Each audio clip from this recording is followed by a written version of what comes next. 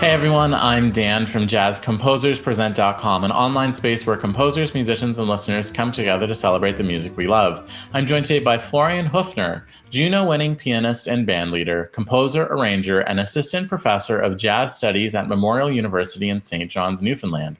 Florian is here to show us how to use modal interchange to expand the harmonic palette of your compositions. Hi everyone, I'm glad to be back with Jazz Composers Present. Yes, I'll be talking about modal interchange today. First, what is modal interchange? It is if you borrow chords from a parallel mode. So let's say you're in a piece that's in major. We have the Ionian scale as our tonic mode. So you could swap that out for any other scale, Dorian, Phrygian, Aeolian, and then each of these scales has different chords on each of the scale degrees. And then you could take some of these chords and insert those into your major tonality, and that's what's called modal interchange. We do that very natural in minor without thinking about it much. If you think about a minor 1-6-2-5, or the one chord, different options, let's say Dorian, 6 half diminished, that's also either from Dorian or melodic minor.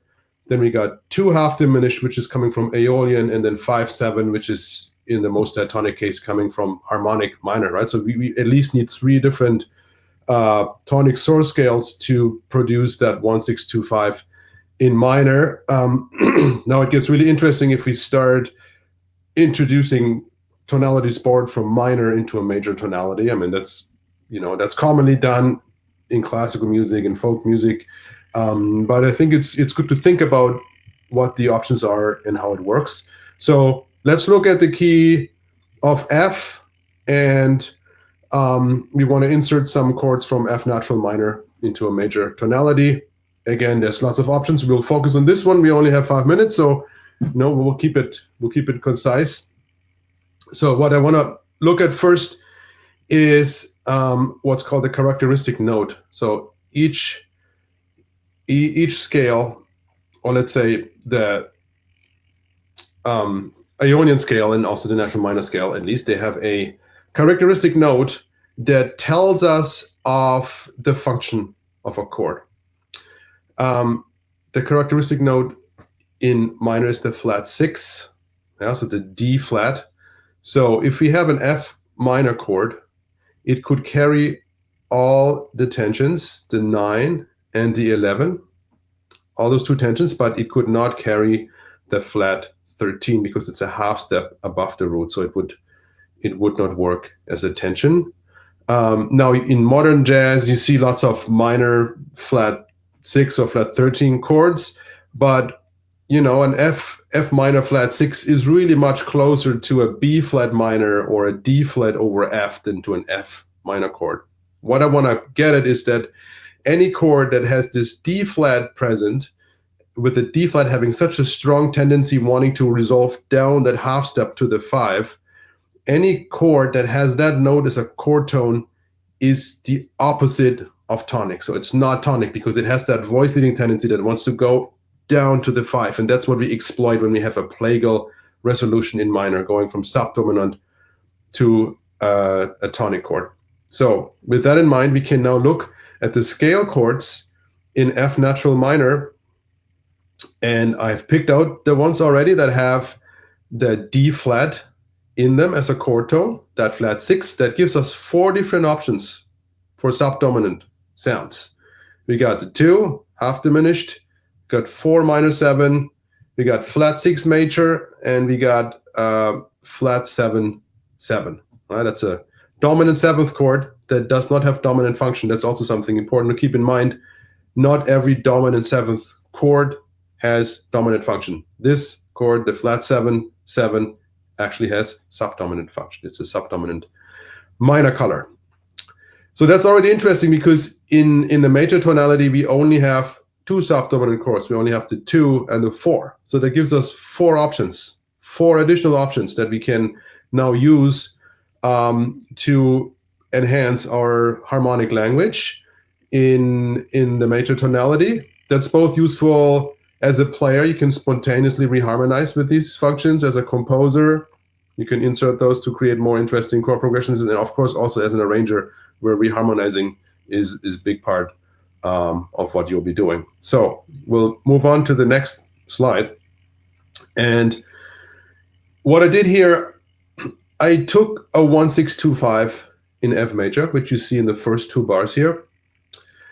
And I'm looping the 1-6-2-5, and then every time it comes back, I'm replacing one of the chords with a subdominant minor chord that I'm pulling from those four options that we just saw in the key of F. So the way this works, I have three different options that I've used here.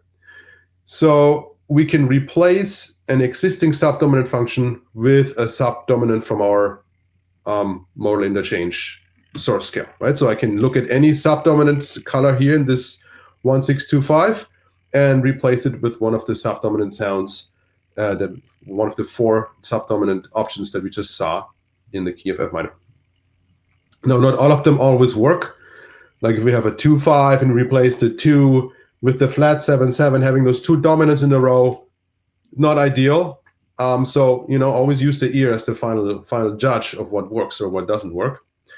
Option 2, we can replace a dominant chord with a subdominant minor sound, turning the dominant resolution into a plagal resolution. We can do that because if you zoom out and think more globally about it, we really have only two poles in music. We have release and we have tension, right? And the subdominant is just a different gradient of tension than the dominant. So we can replace the dominant with the subdominant. We just slightly alter the sense of resolution, but the basic two poles, they stay the same. So that's the second opportunity we have. And the third opportunity is sort of a variation on the second one, is we replace the 5 chord with a subdominant minor sound, but we leave the bass note on the 5, right? So we still have that strong 5-1, that descending fifth sound that signals to our ears that are trained in the music that comes from that tradition, signals a strong resolution. So we keep that intact, but we replace the chord with the subdominant minor sound. So we get very interesting sounds that way. You can get like a Phrygian dominant, for example, which we have in this case. If you put a D flat major over a C, the resulting scale is Phrygian, which you would never think is a dominant, works as a dominant, but it does, as we will here in this case. So I've labeled the options 1, 2, and 3, and yeah, I played through this on the piano, sort of just improvising some melodies with these changes. So let's have a listen.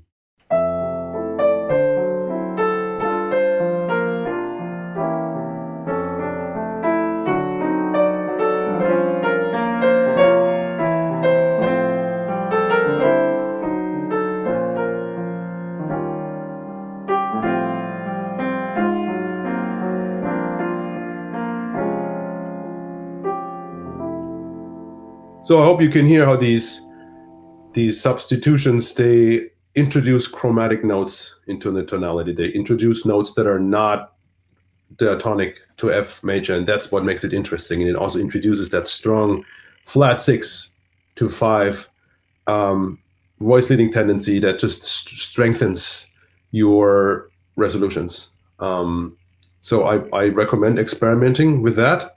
And of course, those are not the only options. You can look at other source scales, Dorian, Phrygian, melodic minor. They all produce their own colors and options that you can insert into the major tonality. So if you look at all of them together, there's actually a pretty large number of chords you have available just for subdominant sounds, right? And then we can also look at what can we do for tonic sounds, for example. To wrap this up, I wanted to present a little example from my own writing. This is a piece from my album Desert Bloom. It's called Last More Time. I've talked about this piece in other contexts before, I think, on this channel. Here I want to focus on the first 8 bars or 16 bars, which are a good example of using subdominant sounds in your writing. You will see on the sheet I've labeled the source scale, and I've also color-coded subdominant and tonic sounds. So you'll see green is subdominant and blue represents tonic sound.